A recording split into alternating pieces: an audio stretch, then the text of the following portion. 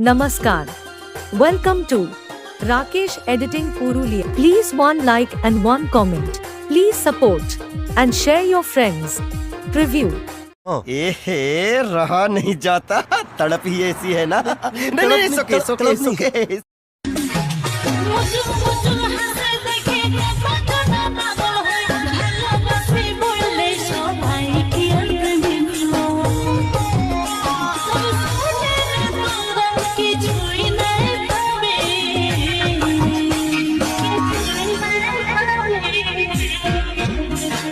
बेचू बेचू